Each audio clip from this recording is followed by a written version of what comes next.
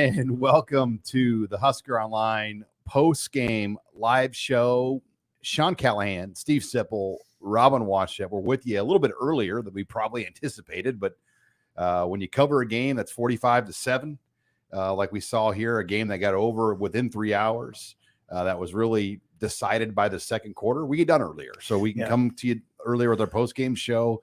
And guys, I wrote this, the margin for error we knew for Nebraska was little in this game. They had very little. It almost felt like when it was 14-0 and Heinrich Harburg didn't get that 4th and 1, the game was over at that point. You just kind of knew the way Michigan came out that opening drive, then they get the turnover and score off the turnover. The game just took on a whole new life at that point. And from that point on, I mean, Nebraska got a good lesson of what it's going to take to play at the highest level. Matt Rule got a good lesson what it's going to take to play at the highest level of this conference. So the game was essentially over, if your assessment is correct, in the first quarter, because that was in the first quarter. Well, the 21-0, 14-0. It was like basically the final plays of the first quarter. Yeah. But the style they play, Michigan, you can't get down more than 2 possessions. Yeah, I get where you're coming from, but I mean, and this is not popular. I get it. I'm not really into popular takes, and I'm not really into sugarcoating it. Yeah, Michigan's way better. And Rule did a good job in the postgame of walking this balance of disappointment versus, hey, we just played the number 2 team. Reality. Well, yeah, we played the number 2 team in the country. Well, first of all, I would say they're not the number 2 team in the country. And second of all, Nebraska didn't show up ready for a fight. I mean, you guys can sugarcoat it, say what you want. Michigan's way better, and there's nothing Nebraska could have done. Yeah, there's stuff Nebraska could have done. They didn't bring the fight to Michigan at all. Now, maybe they're not ready to do that. I don't get that. I really don't understand that part. There's a lot of veterans on this team. I guess they're just beaten down. There's always this lot of psychobabble around here about how you just can't get over these mental hurdles that I guess, I don't know, that it's very abstract. I don't know what they look like. It gets a little tiring. And today I thought it was immensely disappointing. Yeah, and to the point of that game being over after that failed 4th down conversion, that's it. So much of that was because of the way the defense was being dominated. For Nebraska to win, it needed to ride its defense like it had been doing all season long. And the way that they were just unable to do anything to stop Michigan's running game, where Michigan was just doing what it wanted at the line of scrimmage. The push they were getting on what had been the strength of Nebraska's entire team all season long, like that was startling to me. And let's not. I don't want to do this thing where we say Michigan's this unbeatable force. They were 49th. They were 49th nationally in rushing offense against a terrible schedule. Okay. 49th nationally in rushing offense, 60th in total offense. They don't play a style, though, that it's meant to put up big stats. They squeeze you and they crush you, but they're not a stat offense type team. No. They're not. Bowling Green did they're a boa constrictor, not a cobra.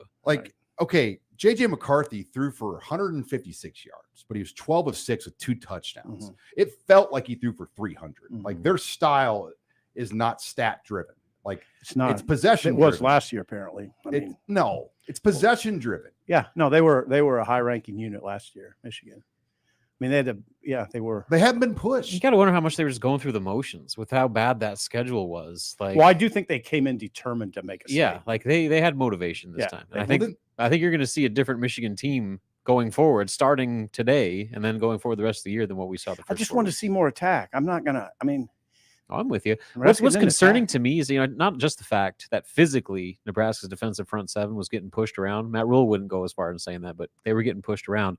But then you hear him talk about they were having all these missed assignments and communication errors, and guys weren't being where they were supposed to be. Like that hadn't happened all year. But then they get to this stage against this caliber of performance, and all of a sudden guys don't even know what they're supposed to do anymore. Michigan, how does that happen? Well, Michigan does have a more elaborate run game. It doesn't look real elaborate, but there's a lot of gap schemes, that pullers, and it can be confusing. And maybe they got a little confused at times. It is what it is. I mean, I didn't expect this. Maybe you guys did. I don't know what you picked. Sean, did you pick a closer game? I mean, I had 27-13. Yeah. I thought The defense. Now, granted, I didn't think Deshaun Singleton would get hurt in the second play. I thought Luke Reimer was going to play, and I thought Cam Lenhart was going to play. That's 3 of their top 11. Yeah, I don't defenders. use that as an excuse. I'm not using it as an excuse. Yeah. It's 3 of their top players on defense. But you could just as easily say teams will rally in that situation and say we're going to win it for these guys. Yeah, Luke Reimer was hospitalized on Saturday morning. They weren't expecting that. Right. Deshaun Singleton got hurt second play. They weren't expecting that to put Tommy Hill. A lot of teams will say, hey, we're going to dig in for these guys. Yeah. But Nebraska's Nebraska's in a different spot right now. Apparently they are. Well, they're developing under a new coach. Yeah. Get Sipple a margarita. No, I don't need one. He's I don't turning like coming in here. No, I'm not a grump, Sean. I don't like coming in here and just giving fans a litany of excuses. I mean, I'm not going to do that. I'm not going to do that. No, they didn't tackle well. They had poor run fits. Yeah, I don't know if that's doing anybody any good just to say, well, they had these injuries and they're just not as good as Michigan. So, don't play the game. I mean, why bother then? Well, I think the whole stadium, it just felt like everybody was scared in there. I mean, the way the ticket market looked, just the way the crowd was pregame. Mm-hmm. When Michigan came in here in 2021, Nebraska had just beaten Northwestern and played maybe the best game of the Frost era. Yeah. And that night, everyone's like, we're going to beat Michigan. Uh-huh. And they almost did. This night did not feel like that. It's hotter than hell. It was hot for Michigan too. No, I'm just saying it just didn't feel the same like when these teams met a few years ago. Mm-hmm. And that was the Michigan team. Michigan didn't look like they were bothered by anything. No. They had zero penalties. Okay. They're number 2, though. How far was from that? Here's the deal. You're comparing like one of the best teams in the country to a team that's in year 1 of a complete rebuild. And so like you can say Nebraska has no excuses, but it's not an excuse. On one hand, it's we reality. Say they're a bowl team. It's reality. So are we changing? Nebraska's not that good. They were a top 3 team in the conference. Overmatched. Everybody knows that.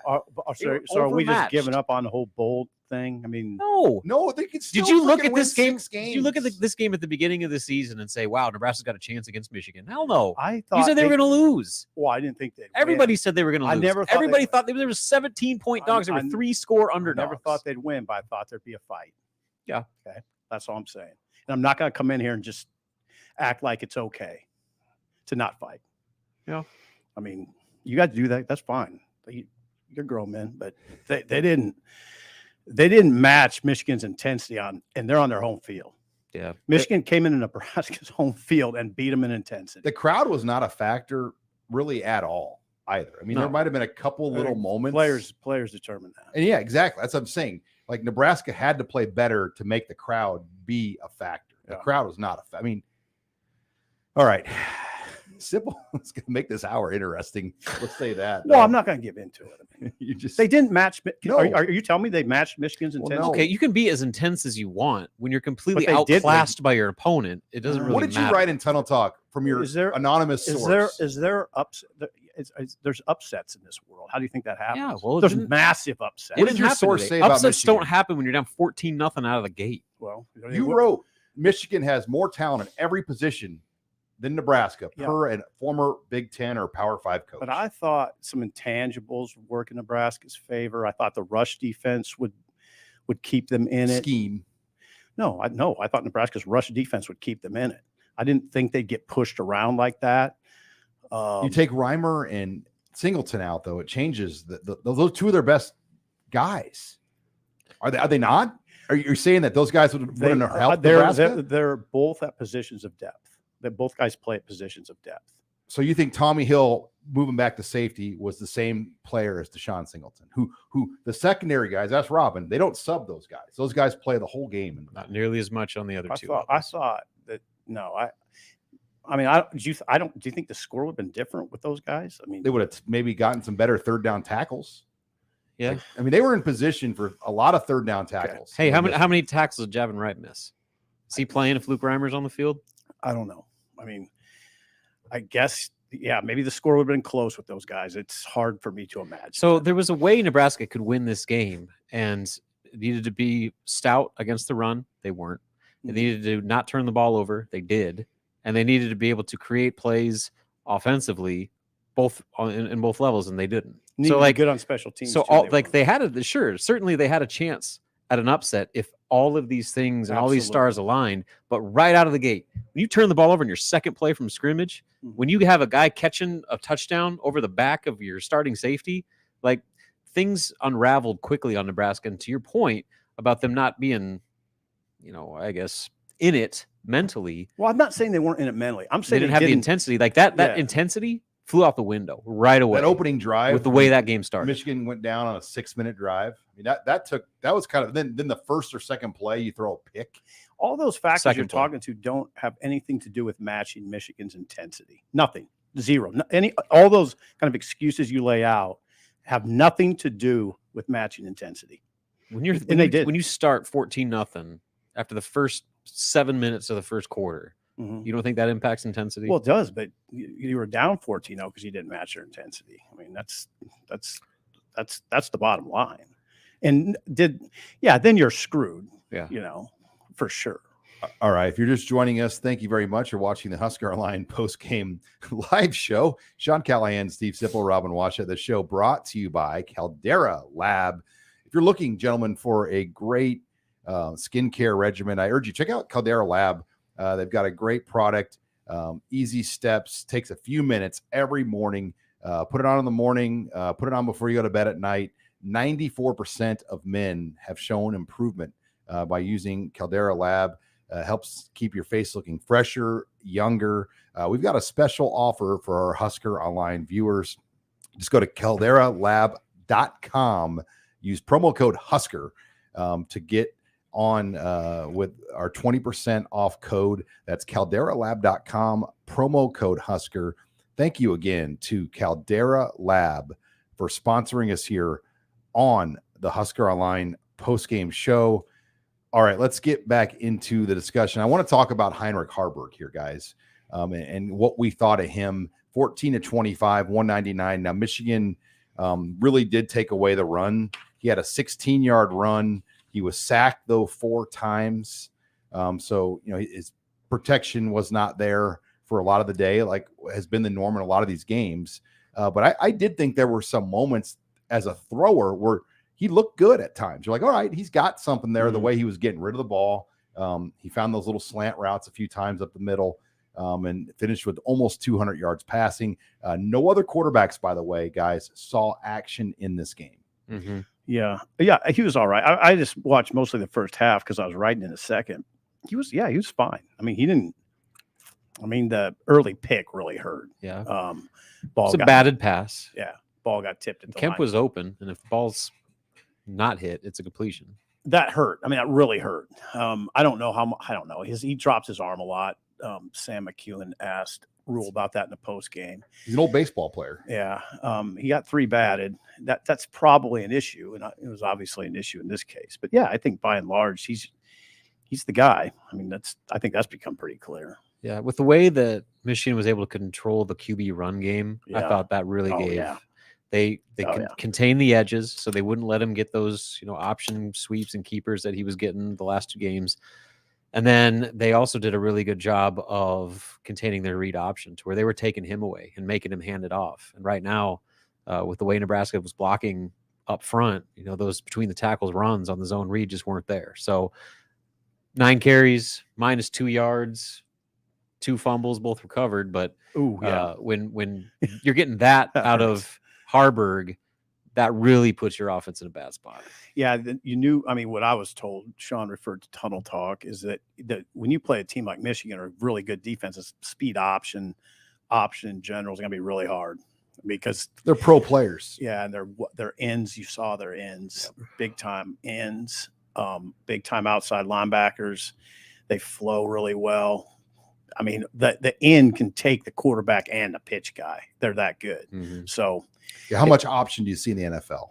Exactly. And that's exactly. And the Big Ten is what type of league? Right. It's the closest college league to the NFL, and that includes the SEC. You saw that Michigan's tough on defense. I like Michigan's defense better than I like their offense. Mm-hmm. They're really good. They're really good. They're rolling as a program. They really are. Mm-hmm. And I do think they came in to make a statement today. They said as much. Yeah. 300. Nebraska was number 1 ranked defense in the nation, and they said, okay, we'll see what that Rush looks defense. like. Rush defense. So number 1 rush defense in the nation. You know that Michigan was saying to its guys, all right, let's see what this looks like. No question. Yeah. All right, guys. Number of super chats piled up. First of all, the great Jake Jacobson, Husker Tapes is his real name. And by the way, his son's on the film crew. I've seen him in the press box, Paul. He just wanted to throw a shout out that he enjoys watching Robin's show and the 2 other guys that talk in the background. So Robin Robin, by the way, knocked it out of the park on Big Red Wrap Up this week. Oh, he did. And even Coach Rule this summer said, I like this guy better than Sean and Sip. So just trying to be like you guys. Robin is the more sensible. I'm the most sometimes sensible one of the crew. Sometimes. Go ahead. I was going to get to our next super chat. Yeah, keep reading. Spark Adventures chimes in. This is what Nebraska football does to us. It'll be all right, guys. We just need to come out Friday and get a win. And exactly. I agree with that, Spark. I feel like Illinois, by the way, got drummed by Purdue today. Drummed. Really? Yes. And so what is that going to be like in Champaign on Friday night? I mean, how many people that live in the Chicago area are going to say, let's haul down to Champaign? Not many. So I think Nebraska is getting a break going. But on the other hand, Illinois is going to be desperate to play well, too. I mean, that's going to be a desperate game for both teams to go in there and win. God, I hope it is. I hope Nebraska plays desperate. That's what you hope to see. Well, that's what Rule said. After that thing, he said, "We're gonna find out." Yeah, he said, you can take it what you want away from this game, but Friday, that's when you're going to learn everything you need to know about this team, how they respond. God, I hope they're pissed. These next 4 or 5 days are going to be absolutely critical for not only defining what this upcoming matchup is going to be, but really for their entire season. I hope the team is more pissed than what I'm hearing from media and fans. I mean, I hope there's this level of acceptance, Michigan was too good. There's nothing you can do. I hope the team doesn't feel like that. I hope it's not just, guys, there's nothing we can do against a team. Man, if that's the attitude in there, that's trouble. It's the toughest game they're going to play by far. Right. I mean, Maryland's the next toughest, right? I mean, I guess. Iowa lost their quarterback today. We don't know how long McCarthy's going to be out or McNamara's going to be out. I hope their level of acceptance with this stuff is really low. I hope this grates on them in a big way, because that's a bad loss now. I mean, you got embarrassed on your home field. You almost got shut out. Right. In front of 87,000. Right. And usually when a team plays that, but you usually don't have 87,000 fans coming to watch you. That's what's unique about Nebraska. Through all this historic losing the program's been on, the crowd keeps coming, and it almost I mean, you hate this. I know you're going to disagree with me, but it just kind of mounts the pressure even more to deliver a product to meet the eyeballs. I agree. No, I agree with you. I think that's if you're good. A player, you're like, God, these people keep showing up and we're stinking up the joint. Yeah. Or we haven't played to the level that they want us to play. And it shouldn't be that easy for Michigan. That's what I know you guys are mad at me, but that's what I'm getting at. It shouldn't be that easy. It should not. I'm never going to give into that. It should not be that easy. 8 of 13 on third down. They're converting 3rd and shorts easily. That had nothing to do with being down 14-0. They're doing that. Michigan was doing that before 14-0. Easy 3rd and shorts. 4th and shorts, nothing to Michigan against Nebraska. Yeah, go for it no matter what. Get it no matter what. It shouldn't be that easy. That's all I'm saying. I don't care what the circumstance is at that point. 14-0, pass off a helmet. I don't care what the score is. It shouldn't be that easy. They could convert third downs at will.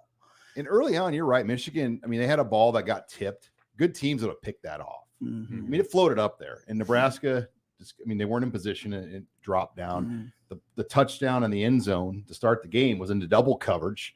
A good team might have picked that off or at least gotten a hand on it. I mean, and there were many easy plays that Nebraska just didn't make. They missed open field tackles on third downs that led to first downs. It wasn't just the easy conversions.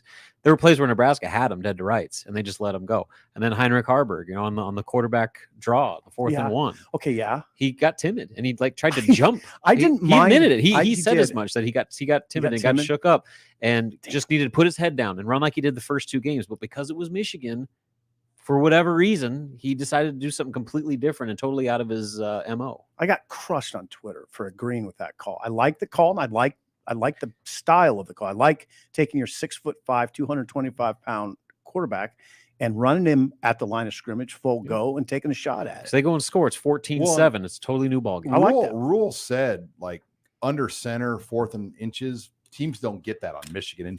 And you saw the look. I mean, they came up trying to do that. Yeah. It looked like 6 tanks coming up the middle. There was no way he was going to go under center and get that. They had every inch covered. Yeah. It was unblockable. Like, they would have been very fortunate. It was a long one. It wasn't like a short one. I mean, it was a full one. It's hard against that defense because what do? You try to bounce something outside. They're really good. They're really good flowing to the ball. I don't know. It's 6 inches, man. No. It was a full yard. Well, Harburg said it was 6 inches, and he said that all he needed to do was put his head down. He was 6 inches short. I mean, they weren't even close. They measured that. It wasn't even close. Yeah, because I think he got stopped for a while.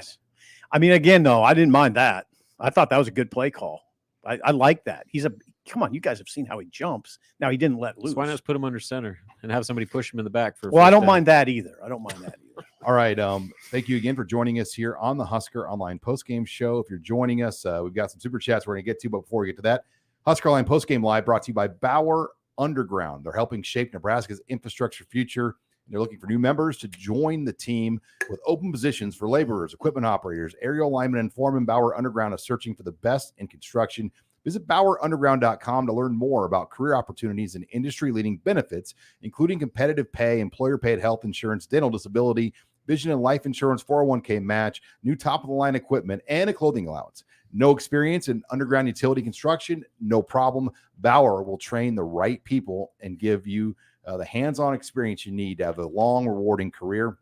Want to learn more? Visit Bauer Underground on Facebook to view testimonials from current Bauer teammates. Hear about their experiences, the company culture, and the importance of their work. Bauer Underground is family-owned with crews and work sites across Nebraska. Wherever you live, Bauer has an opportunity for you. For more information, like Bauer Underground on Facebook or BauerUnderground.com. Come start your new career today. Thank you again to Bauer Underground for sponsoring the Husker Online show. All right, we got 4 super chats, guys, so let's get right to it. Dylan Witherby, 50-50 balls never seem to go our way, and that needs to change. I will support this team until the end, but man, I am ready to fill a seat at PBA. It's basketball season. There we go Fighting Hoibergs. Robin, you got one, baby. That's man, basketball season. The diehards are the loyalest bunch you're ever going to find. So, but that goes to your point, Sean. I mean, like you talked about the play. Nebraska had a tip ball at the line of scrimmage. It falls to the turf. Michigan had a tip ball at the line of scrimmage. They pick it off and go score a touchdown. Like, that's exactly what he's talking about. Those types of plays. 78. Good teams make them. Nebraska isn't making them right now. 78. Did he catch that ball over his shoulder? Yes. That's nice. It's like a helmet catch. I mean, it felt like it was in the air for like 10 minutes. I mean, that was ball a nice was catch, though. Like, I mean, it was like Michigan guys were fighting over who got caught. It almost felt like. God dang. I mean, yeah, you're right. All right. Jay Swizzle Sticks is back. Let's go. And he's coming in hot. Jay's buying our beer pretty much on the show tonight. Thank you, Jay. Appreciate you. I'm back, but we aren't. Gosh darn. Lots of injuries today. Year 1 of a rebuild. It's just demoralizing. We've said it forever, but the fans have to stop coming eventually, right? Nobody wants it to happen. But, you know, you're right. I mean, this is testing it. And I'll tell you what, it's testing it. This week really is going to test it. I mean, not only the game, but the announcement of the new stadium facility project. They're going to eliminate almost 23,000 seats. And Trev Alberts is going to cut out grandfather ticketing to some of the more longer season ticket holders. I mean, there's a lot of things this week brought on. And if the product on the field is good, no one's going to want to lose their tickets. But with the way they're playing right now, I mean, oh God, you have to come up with $225 million of private, and that's the. I mean, some people think it's going to be more than that. Sip. Oh yeah, the project's 450, but it'll be 600. It'll be 600 million. I don't want to go overboard here with negativity, but I think if you're Trev, you got to be somewhat concerned by the lack of buzz this week, followed by this performance. The ticket market. Yeah, I do think all of that. Just look, it's solved by winning. But I mean, they're just these things zap your energy. They're going to zap the fan base's energy. We're going to see it. We're going to see apathy. We already saw it this week. Well, you keep hearing people say, you know what, I'm done. Until they actually start doing something, it's not worth it. It's not worth spending all that money and going through all that effort to come to a game. And basically devoting your entire day or even your entire weekend to come to these games to go watch your team lose 45-7 to where they're not even competitive from the opening kickoff. Exactly. So somebody that spent a lot of money to come in this weekend. Well, yeah, my brother texted me at halftime and said, "We got to talk. I'm not going to do this until they get good." He came in from Florida with his family, and he was obviously really disappointed. I mean, he said, I'm not going to do this anymore until they get good." And he's a very reasonable person. I mean, I guess that's why we started off this show in a brawl, because I was disappointed. I just was disappointed with I just want to at least see him take the fight to Michigan, not thinking they're going to win. I didn't pick them to win. And I get you. I mean, something that take the fight to them, though. Something that people care about this much should not struggle this bad. I mean, for this long. When there's this much investment from the whole community, state, fan base. Perplexing. It's perplexing. But you can control that attack. You can say we're going to attack no matter what. That's not a talent issue. I don't know what goes into that. It happens. I mean, it happens in sports. The team shows up and doesn't meet the opponent's intensity. I guess it happens, but man, I didn't expect it today. You're an underdog. I mean, bring it. Next super chat is from Scott's Tots. It must be from The Office, right? Scott's Tots. Yeah, The Office. Michael Scott. Oh. If the offense continues to struggle like they did today, is there a chance Rule would make a change at OC? Did they struggle that bad? I mean, how much is the blocking the OC's issue? I mean, how much is the lack of maybe receiver veteran players the OC's issue? No, I just don't see that. I mean, I think Satterfield's on a 3-year contract that's pretty highly guaranteed, and Rule is very connected to Satterfield. And I think Sip Rule is involved heavily in what they do in offense. Yeah, for some reason, now you guys correct me here, I wasn't as disappointed with the offense today as I was the defense and special teams. I thought because the offense has been bad all year. Yeah, defense has been good for the most part. Yeah, and for them to have that type of effort that's what set me back. Yeah, that was eye popping. Whereas the offense struggling is, okay, we knew they weren't very good. They have their limitations. When they don't run the ball, they're not going to do much. And so that's what happened. So Michigan punted one time. So I guess to your point, I don't know, as a coordinator, what can you do at this point when you have an offensive line? I mean, I guess you could try to play different guys, but you've been clamoring for Turner Corcoran to get benched. Well, he got hurt, and Teddy Prohaska came in and immediately gave up a sack. So, problem. What are their options as far as that goes? And then when you have a line that's blocking that poorly, or at least at times blocking that poorly, what can you call? When you can't run the ball, and then especially when your QB can't run the ball, when the defense intentionally takes away the QB run game, you're very limited. What you could get them on, I guess, Satterfield and Rule, is why didn't you go heavier into the portal at the skill positions, particularly receiver? Yes. You can get them on that. Yeah, but they could have anticipated that Xavier Betts would have quit. Isaiah Garcia He quit once. No, but it was not on track, dude. I mean, nobody saw that coming. He freaking just walked out in the heart of camp. No, you guys please get along. Come on, man. You really thought after Xavier Betts passed 30 credit hours, he was just going to quit? Well, I'm just saying, when you do it once, there's a track. And Isaiah Garcia Castaneda, starter, got hurt. Yeah. And, I don't know. I mean, nobody could have. I mean, people were crushed that were around that he walked away and basically threw it all away. It's a terrible deal. But I'm saying, he did have a history. That is an inherent risk. When you let a guy come back that's already quit a team once, Then they lost their running backs, though. Now, that's unfortunate. They lose Ramir Johnson and Gaber. Well, and that's no fault of Satterfield. Grant had 6 carries, and I think part of that was they just said, we better keep him locked up. Absolutely. Yeah. You know what? We need this guy. We're not just going to let Michigan take his knee out. I think they got him out of there. Look out. Yeah. How about Fleeks? Yeah, he got a seam. Yeah, he hit it hard, though. That was good. I saw the replay. He hit it pretty hard. Might have been his Quinn Ives special teams moment. That when Ives flashed, that got him on the field. We might see Fleeks play next week. Yeah, we might. All right, next super chat. James. Rule turned around Baylor, then Aranda won with Rule recruits. After the recruits moved on, Baylor fell apart. They were 6-7 last year. They're 2-3 this year. Trust the process. Great take by James. Yeah. It is a good take. And that's the message right now. Yeah, you have to be okay. It's tough though. A lot of fans aren't patient because right they've been now. hearing this message for what, 7 years now, like or more. Yeah. or more. Yeah. Like I get it. Like I they're know. tired. Like we want action. Like Yeah. enough of this.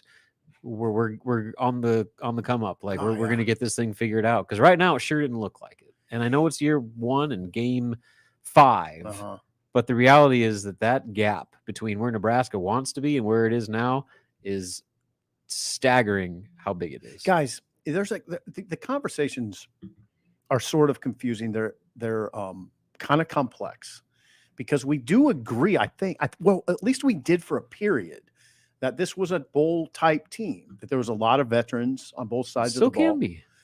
Yeah. Okay. All right. That's we're on the same page there. I think it still can be. You can't let this set them. If you're a team leader, you can't let this loss set you too far back. You got to respond well. They didn't respond today. That's what is sticking in my craw. They didn't respond like I thought they would. Thank you here for joining us on the Husker Online postgame show. Sean Callahan, Robin Washed, Husker Online postgame live, brought to you also by CHI Health. September is Prostate Cancer Awareness Month. This year, it is estimated that over 288,000 men will be diagnosed with prostate cancer, and over 34,000 men will die from the disease. September is Prostate Cancer Awareness Month, and I want to remind you to talk to your healthcare provider about when to begin prostate cancer screening.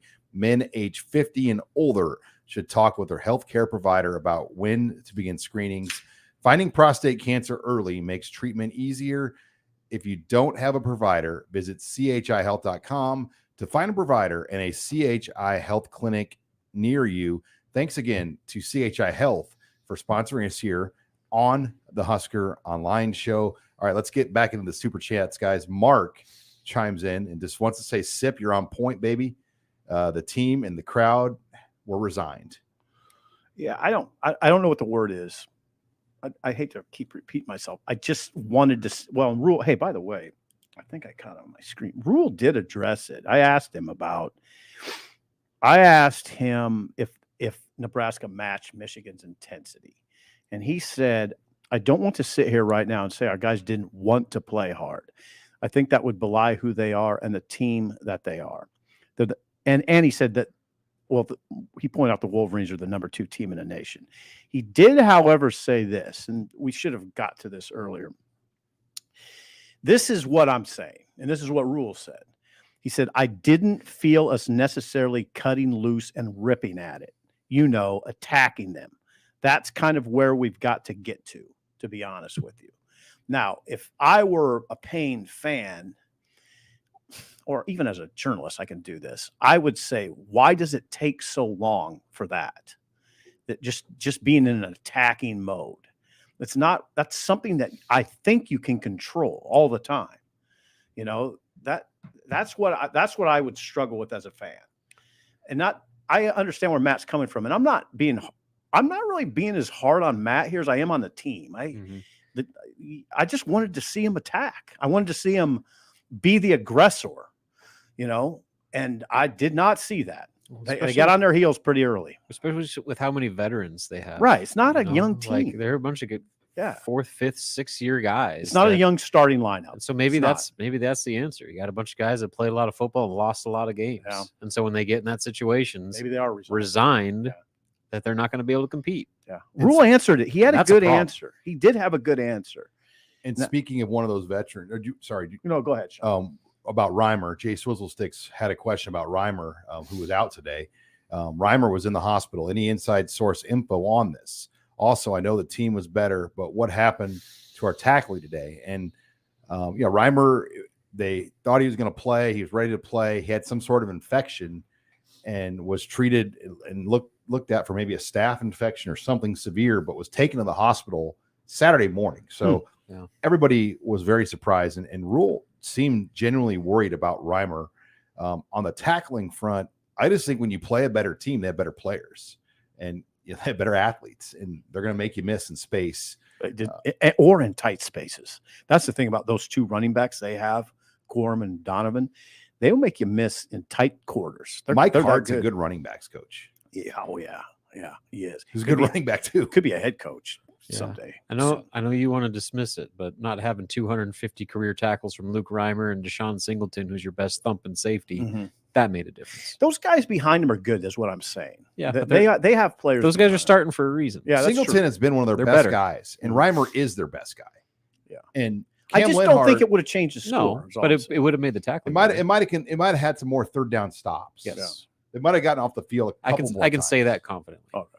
Fairly confident. I mean, Singleton. It might have affected the team mentally. I just wish it would affect the team mentally this way. Hey, our guys are out. We got one in the hospital. We got to rally, dudes. We got to rally.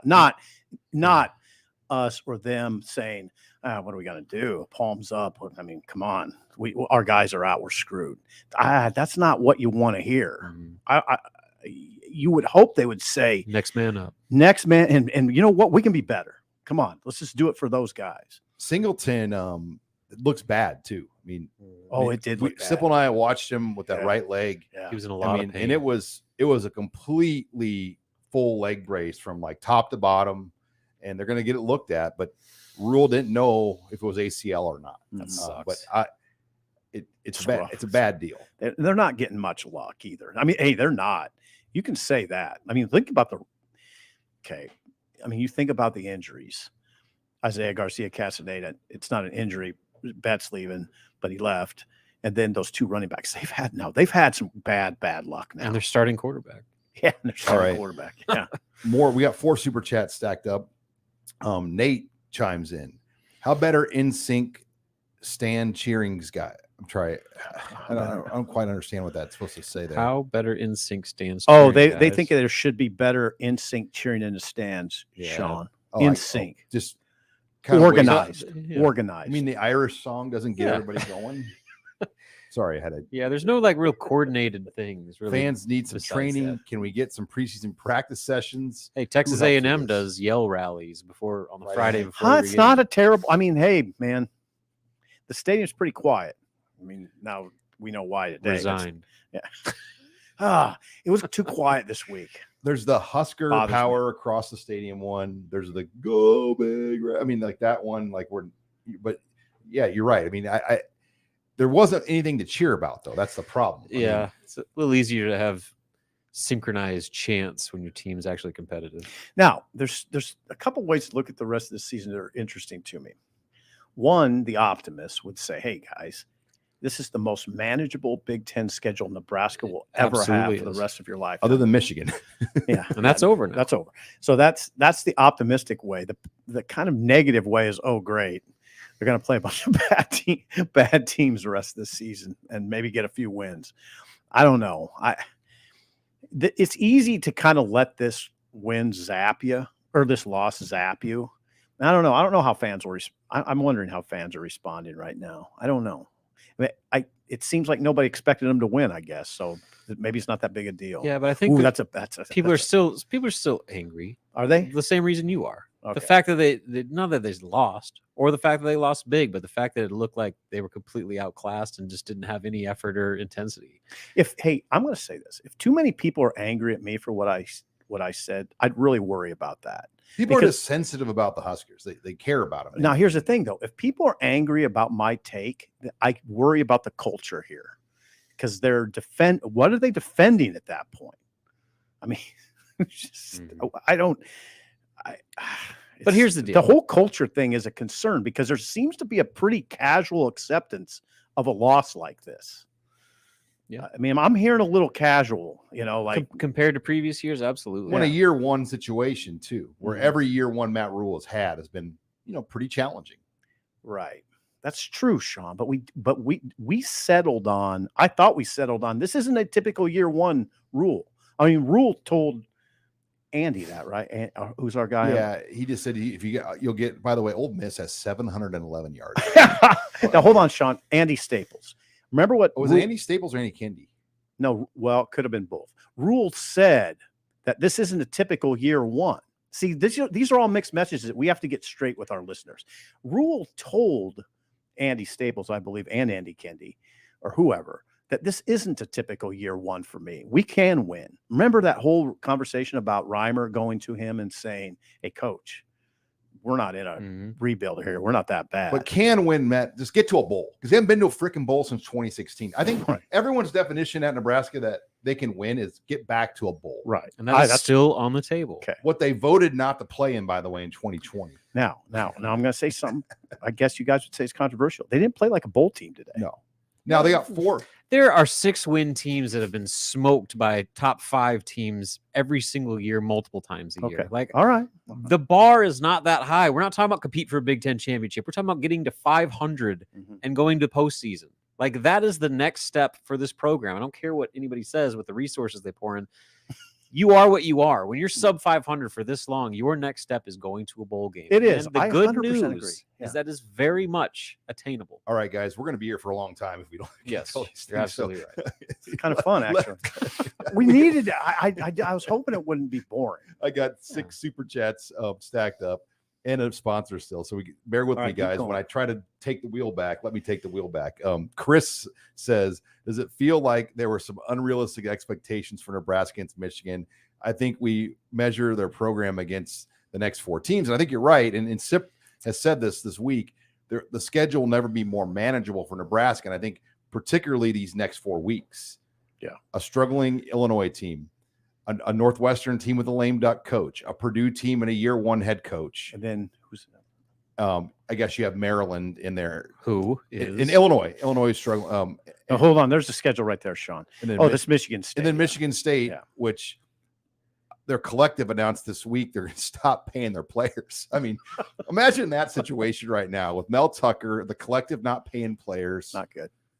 No, that's bad news. That's bad news. So yeah, then Maryland's hot. Wisconsin's Wisconsin on the road. Iowa could not have their quarterback. So it is. I mean, you could find 4 wins out of that. There's opportunity. That's all I'm saying. You can easily find 4 wins. No, I think you're right. Nebraska's shown that they can beat those types of teams. Now can they do it? I was just hoping for a little momentum from this. I agree. A little momentum. I agree. But with the expectations against Michigan, I think a lot of people just wanted to find the path. Like, how can they do it? But again, like, there were 3 score dogs. You know, like a little momentum out of this. Yeah, not the opposite. Just some punchback. Yeah. That's a good way to put it. Just some South O punchback. You can lose by 17. It can look a whole lot better than that. I just want some South O punchback. There you go. Like me being an undersized post player. Yeah. Like you just going didn't against give in. Sean boxing out against some 6'5" you just didn't. dude. You know, your mom, mom, 6'7" guy. Your mom just didn't pat you on the back. Say it's okay, Sean. You're giving up 6 inches on that guy. To the point where you draw like an offensive foul because you frustrate the guy so bad that he just like. Sean, you shove your forearm into a neck, and that's what I wanted to see. I wanted to see that today. I wanted to see Sean shoving his forearm into somebody's neck. This is not. That's what I want to see. Your father's Big 8, though, Steve Sipple. The Big 10 is a much different league than what Nebraska's ever been in, and it's getting better and better every year. Michigan, and I do. Hey guys. I said Michigan's not the number 2 team in the country. Okay, they're number 4 or 5. They're really good. I mean, they just haven't. They don't have the wins that Texas. You know, they don't have a win at Tuscaloosa. They don't have a win at South Bend. They don't have a Florida State win against LSU. They don't have that. So I would put them 4 or 5. They're really good though. That's a machine over there. And they're the program that Nebraska wants to be. Matt Rule said that. He says they look at what Michigan has built. Whoa. That's what Nebraska wants to become. And if this was a barometer game, Nebraska didn't even register. Remember when they wanted to fire Harbaugh? Rob had a good line there. We missed it. If this was a barometer game. It's a barometer game, and Nebraska didn't even register. Yeah. Write that. You would say that. You'd say that to me. All right.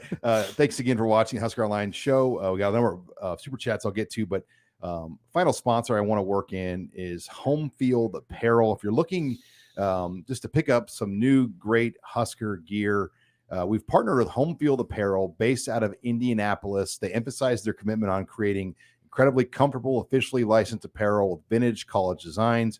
Homefield designs are super unique because they delve into the archives and the history of each school using unique logos, mascots, iconic moments to create thoughtfully designed apparel. It's basketball season as well. You can get a lot of cool stuff, unique items. Check it out at their website at homefieldapparel.com. We've got a great deal as well for Husker Online listeners. You'll get 15% off by using promo code Huskers23. So that's homefieldapparel.com, promo code Huskers23 to receive a 15% discount. Thank you again to Homefield Apparel for sponsoring us here on the Husker Online postgame show. All right, Dreamin' Digital comes into the super chat. I understand why we have to update the stadium. We have to entice the young fans to financially support the team. Older fans had the luxury of watching a good team. They won't be going. They're not going to be around forever. And you know, as hard as it is, you're right to spend this kind of money. Memorial Stadium is so important for the future of what this program is. And I agree 100% with Trev Alberts that they have to get this thing fixed up for the future. I mean, I mean, today looking at it, I mean, it just looked like a hot grill with like nowhere to go. I mean, just that sounds really appealing. I mean, just 98 degrees, limited entry ramps and points, shade, concessions. I mean, it just today was kind of like, yeah, they probably need to get this thing done. Oh yeah. Well, there's a reason everybody cleared out because they wanted to do other things, but those other things are in the stadium when you can go and have easy access to concessions, or there's a sports bar or whatever it may be. Like that might be a little more enticing, but Nebraska's beyond due for stadium renovation, especially with the way it's not just football.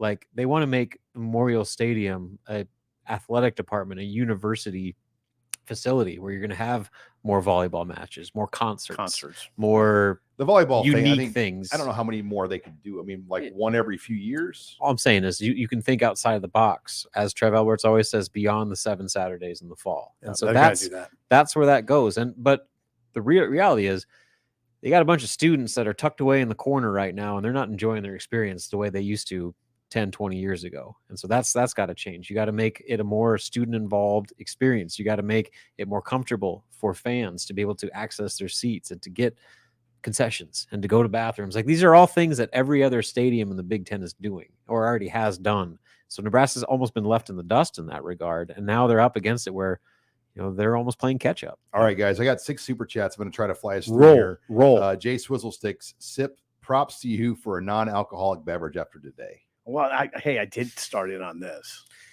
He's got a 3/4 Bill full Bush spotted cow delivery. I went to the spot. Hey, Jay Swizzlesticks, I did go to the spotted cow. All right. Zach Nicky comes in with a super chat. It's hard to attack when you're getting whipped up front on both sides of the ball. Unfortunately, it's been a recurring theme for years.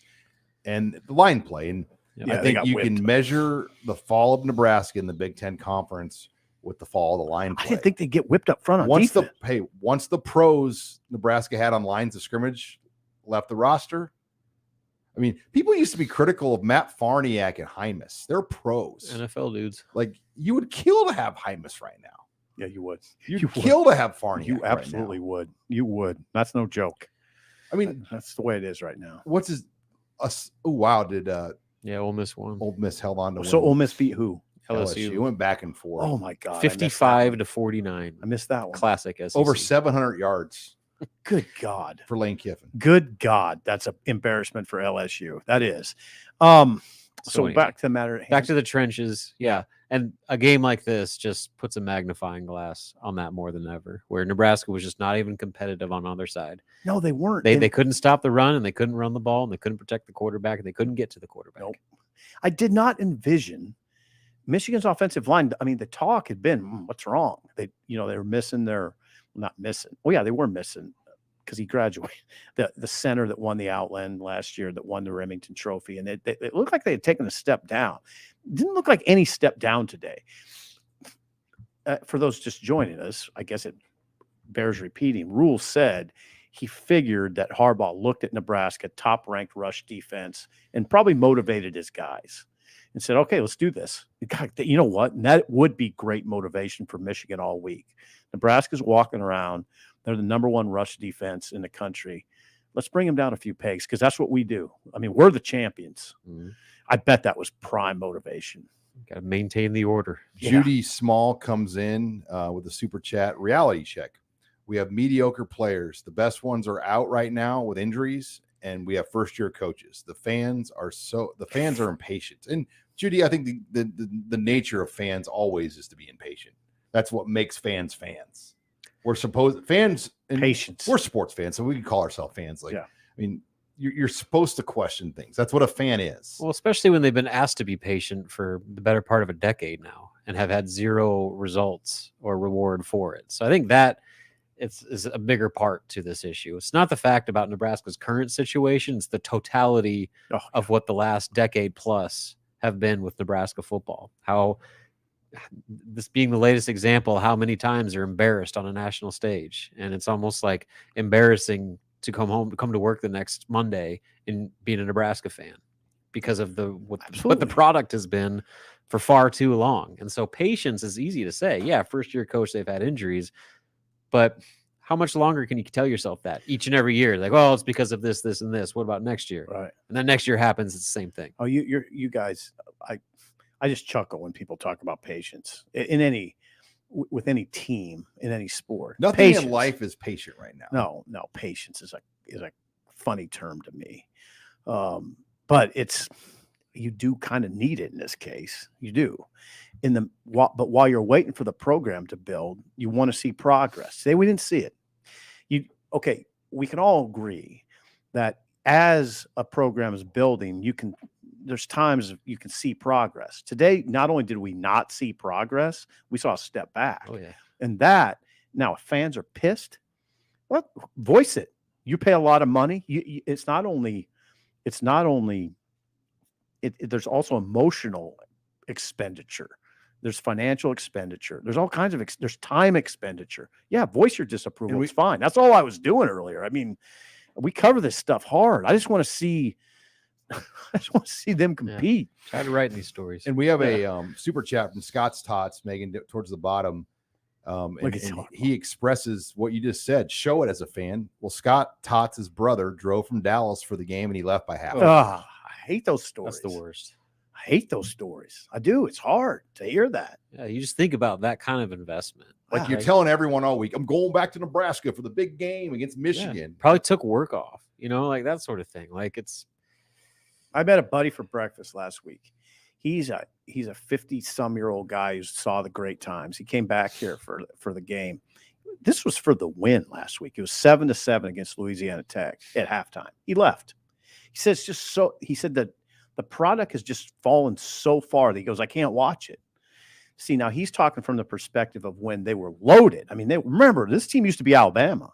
And a lot of people remember that. It used to be Alabama. Mm-hmm. You used to have, Sean, you used to have 9 pros on one side of the ball. I mean, just a different era of college football, too. I mean, Michigan's got that. There's more teams that have good players now than back then. Yeah. Michigan, though, has 4. You were talking to an agent. I was talking to an agent.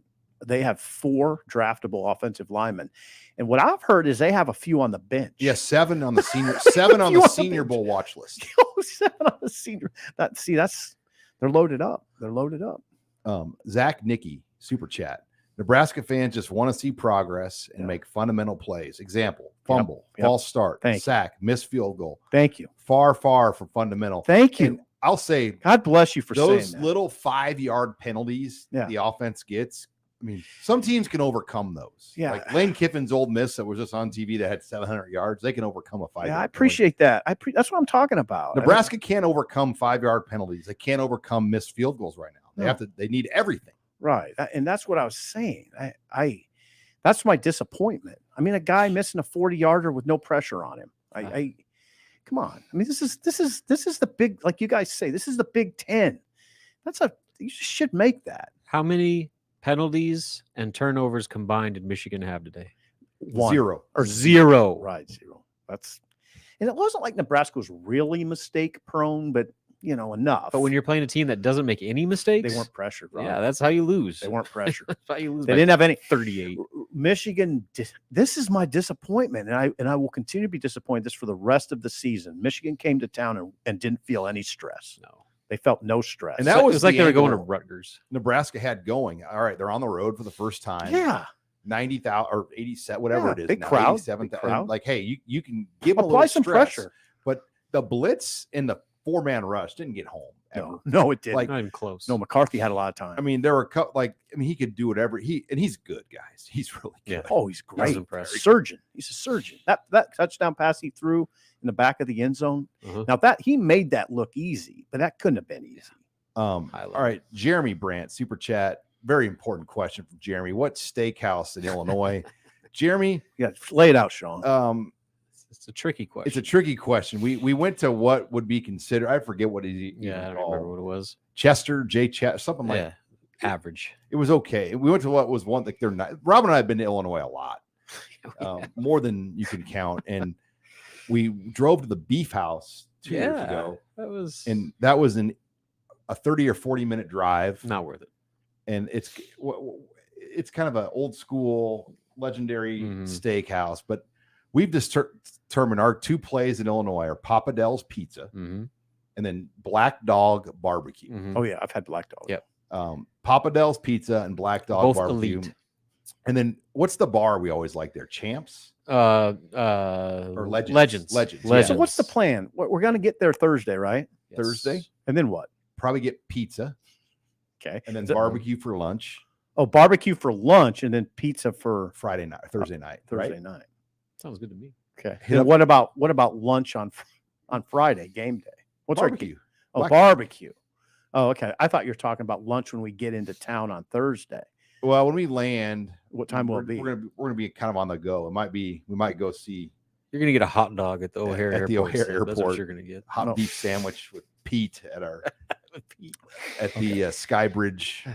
So, but the bottom line is we're leaving Thursday via plane, and we get into Champaign Thursday at what time? Late afternoon. Oh, that's pizza day. Yeah, okay. we're gonna go to Papa Del's. Okay. Great pizza spot. All right. Jay Swizzle Sticks. We got 2 left to cram in here, guys. Thank you, Jay, by the way. Shit. You are Jay has quickly become we got 3 now. We got another one just jumped in. Here we go. Oh, shucks. Sip is drunk. Michigan beat it out of him. I'm bringing homemade Bloody Marys down to the next home post-game show. That make them spicy, and I'll do. I kind of think eventually there's gonna be more to this post-game. We're gonna be somewhere like this thing is gonna be bigger. We'll get it sponsored at a place. I mean, it's 15,000-20,000 views every game now. And we just launched this thing in our second year. Yeah. If we get in fights, that would be really good. Well, and we can make that part of the magic. I mean, part of that first round fight we had. Yeah. Oh, those emotions. Yeah. Sipple gets angry. I was not angry at all. But you're not going to back down. No, I wasn't angry. You're well trained on a radio show daily where you have to stick up for yourself. Yeah, absolutely. All right, JDO, super chat. If we have another losing season, how impactful do you think that will be on next year's recruiting class, transfer class? Absolutely. Yeah. And you're seeing the frustration, I think, with Husker fans now with NIL and recruiting. I think there's just this notion that because Nebraska has, quality NIL and a strong fan base, that they can just buy players. Well, guess what? Everybody has NIL now. Yeah. And the market for NIL is the market. So if players have similar opportunities everywhere, then they pick the best fit or the best place. I mean, you can't just overpay for players.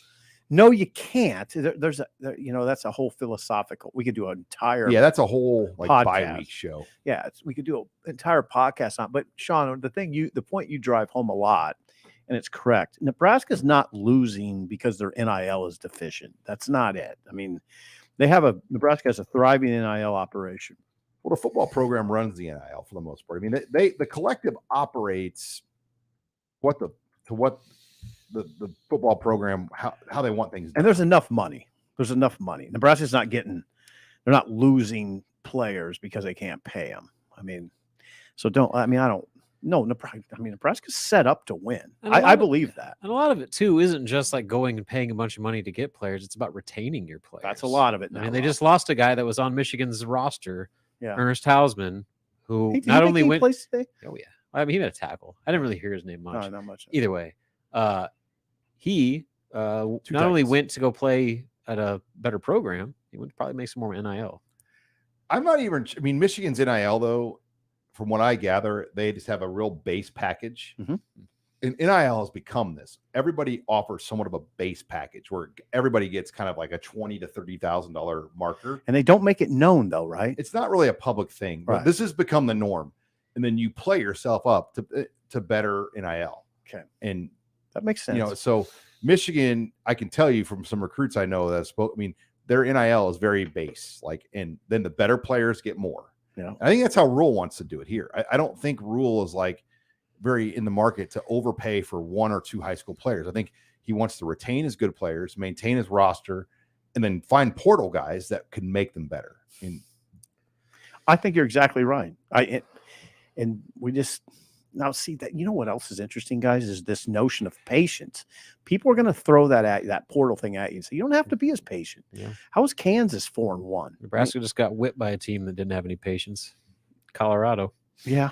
Now they're kind of experiencing the other side of it. Kind of. But you know what? They got on the map really quick. Yeah. There was no crock pot cooking there. They were in the microwave on high for 2 minutes. These are piping guys, hot. Yeah. These guys, these are fascinating conversations because you guys are old enough, and I'm old enough, certainly, that you remember when patience was something. You would say, hey, man, give this guy time.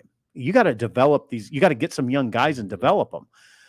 Well, now people are turning over rosters fast and getting their programs going fast. Now, not everybody wants to do it that way. I don't think Matt Rule wants to do it that way. He wants to build culture. Yeah, culture, and that will require some patience. But will Nebraska fans be patient when there's other programs that are shooting past them that are just saying we're going to the portal. We're gonna overhaul it with the portal.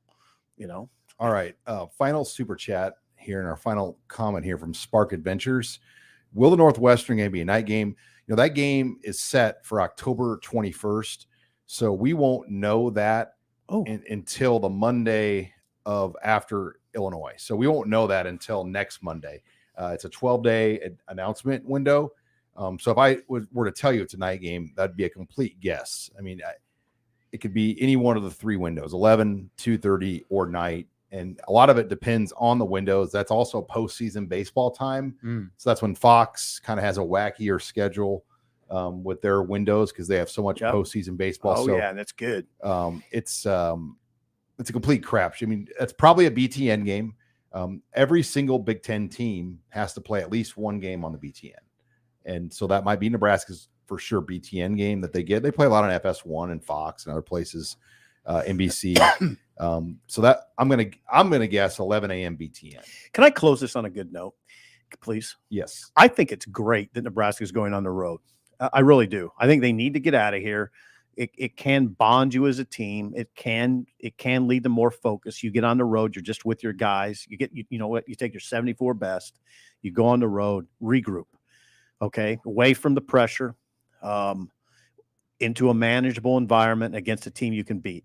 I think this game falls at a good time, and it's against a team that's a good fit for this situation instead of going and playing another team from the East that's really good, or like going to Michigan State right now would be hard. But that's not a good example because they're not very good. But going to Maryland right now would be hard. Instead, manageable game. You go on the road with your 74 best guys and get regrouped. That's the good news. They are 0-2 on the road this year, though. Rock. Hey, side this will be their most favorable road environment, though. Like this will not be sold out. Trying to close it on it. Okay, we got two. I got to cram two more in now. Cram two in. Come on. Matthew just said not to brag that he called Fleeks at running back 2 weeks ago. Good call on Fleeks, Matt. Yeah, Fleeks. And he looked, the guys, he didn't look like a guy that showed up overweight to camp to me. No. I mean, that might be the longest run of the year. It's sort of fascinating what Rule said this week. He said, well, Fleeks was always kind of a receiver that looked like a running back. Okay, why wasn't he playing running back then? But anyway. I mean, his first carry as a Husker goes for 75, or did he have a reverse in one of the early games? I don't think so. No, I think that was his first carry. His first carry goes for 74 yards. That's pretty good. Matthew just has one more comment here before we close.